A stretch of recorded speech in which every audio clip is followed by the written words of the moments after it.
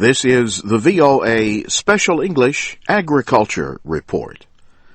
Researchers estimate that more than 2 billion people a year get diseases spread by animals. More than 2 million of them die. Delia Grace is a veterinary epidemiologist, an expert in the spread of diseases involving animals. She is also a food safety expert. She works at the International Livestock Research Institute in Nairobi, Kenya. She explains that diseases transmitted between animals and people are called zoonoses. A majority of human diseases are actually zoonotic. More than 60% of human diseases are transmitted from other vertebrate animals. Some of these diseases are pretty common. Some of these foodborne diseases and also diseases such as tuberculosis, leptospirosis are not uncommon. Others are quite rare. Delia Grace says there are many different infection pathways.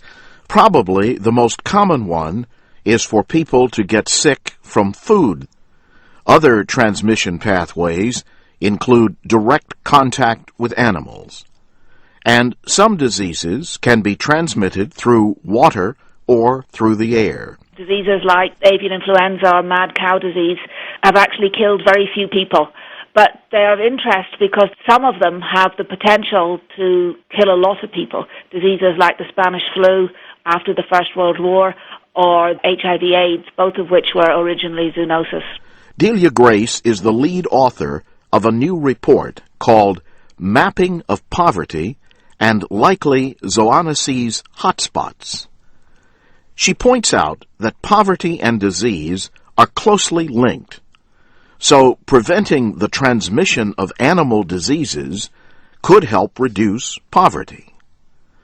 The report for Britain's Department for International Development lists places where the diseases are most common. The report lists places where a disease has existed for a long time, a so-called endemic zoonosis, as well as places with new threats. So in terms of the hotspots of the zoonosis, which are there all the time, not the new zoonosis, but what we call the endemic zoonosis, we identified 3 countries which bear the greatest burden of these diseases, and those are India, Ethiopia, and Nigeria. But in terms of the new diseases, the diseases which haven't been there but are emerging, the hotspots are very different. They appear to be Western United States and Western Europe. Delia Grace says things could get worse in the coming years as meat production increases to feed a growing world population. High production farms often raise animals close together. Crowding can allow diseases to spread quickly. Another concern is the use of antibiotics in food animals, not only to prevent and treat diseases, but to increase growth. The report says an incentive-based system to encourage safer methods of raising animals could be more effective than increasing food inspections.